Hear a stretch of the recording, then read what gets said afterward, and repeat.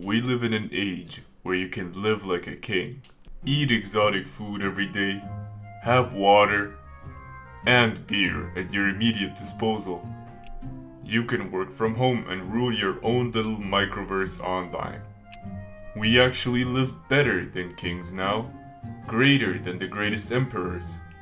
We have the freedom to be whatever we want to be, and yet we choose to be no one. If everybody's a king, then nobody is a king, for you are powerless. Individualism goes hand in hand with capitalism, obviously, because you can't be rich without someone being poor. But don't worry, I'm not going to bash capitalism for too long. Because even though it is a big contributor to the rise of individualism, I don't think it is the main catalyst, because it's also promoted in non-capitalist countries, how your individual work can benefit the whole country. Also known as, and apologies for my pronunciation, Stakhanovskaya движение.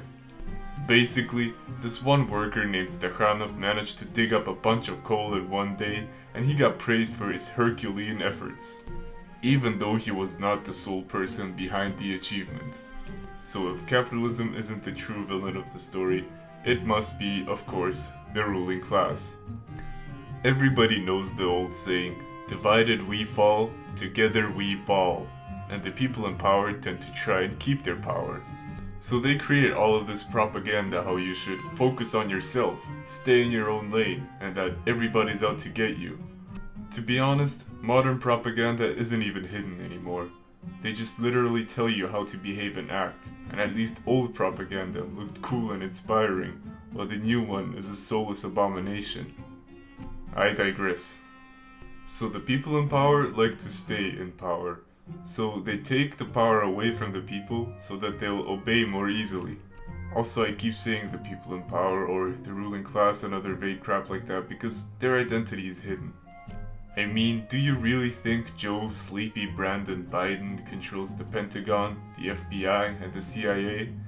No, of course. Nobody really knows the people who are really in charge, executively speaking. I mean, the president of the CIA oversees multiple presidents during his reign, and his experience would just logically be better for the country, to some extent. Also, those organizations were just some examples. I believe that a myriad of corporate and government entities are in charge. And they all benefit from individualism immensely.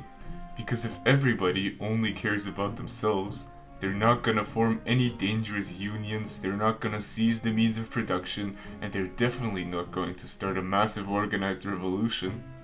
People are volatile.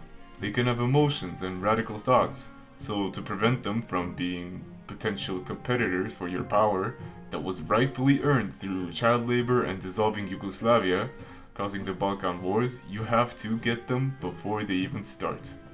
Think about it, Julius Caesar was murdered not by a huge army rivaling the empire, but by a handful of people with knives, including Brutus. This has happened a lot throughout history, where a handful of people in good positions get to kill the people they don't like in the highest positions. It only takes around 3.5% of the population to execute a successful revolution, so you have to make sure that your propaganda is at least 98% effective. The more docile they are, the more likely they are not to push back. When you increase taxes by just a little, or add a new rule that not everybody agrees with. Change after change, this becomes the new norm, and this norm would be unimaginable for someone 50 years ago. We went from young people signing up for war to stop the evil eagle from taking over the world, to people afraid of even talking to each other. If this continues, we'll live in the metaverse in no time. Also, the metaverse itself is one of the most dystopian concepts in real life that I've ever heard of.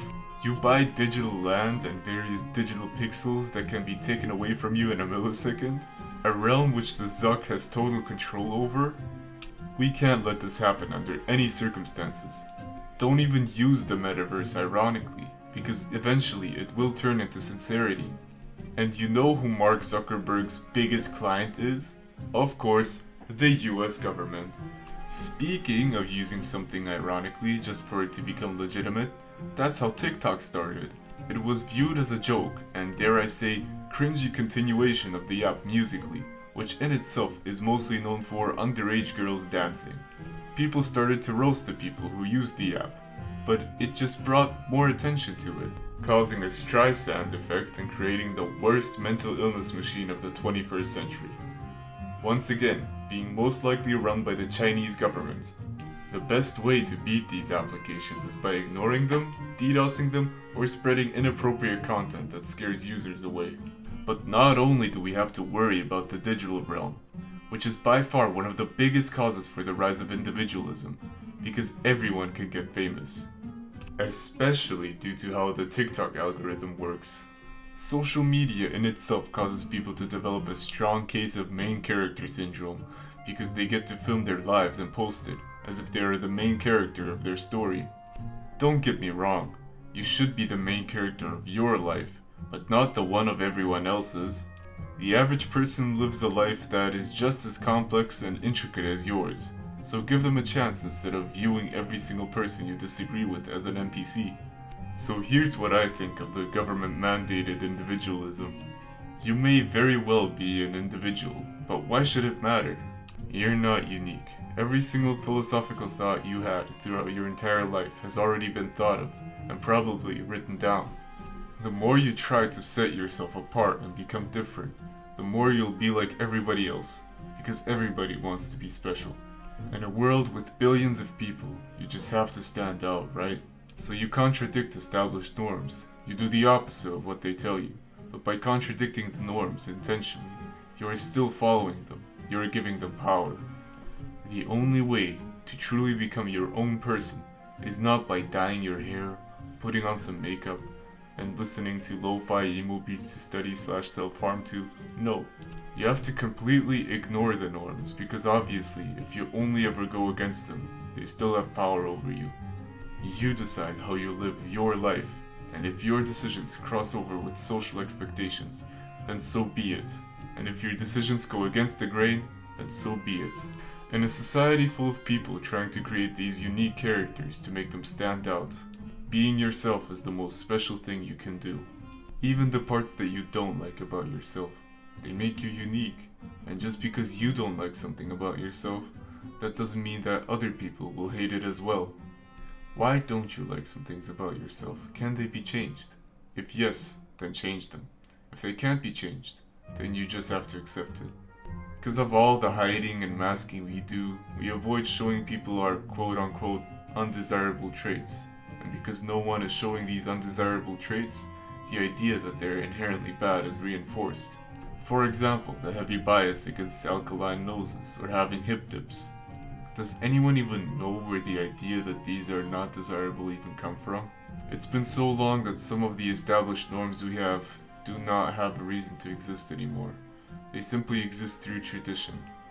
Women are now expected to be more attractive than ever before, and the standards for female beauty are paradoxical. So, it's always good to be skinny, yet you also have to be thick. You have to be proper, but you also can't be a prude. You're supposed to be shorter than your man, but also wear high heels.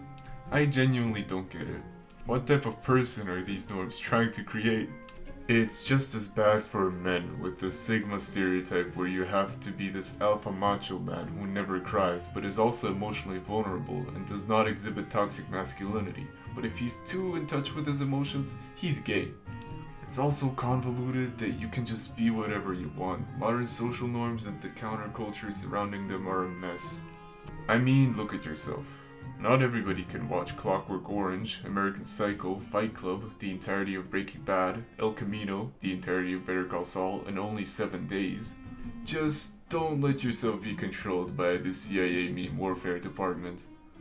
You and all of your boringness and insignificance are the most unique thing to come out of this world.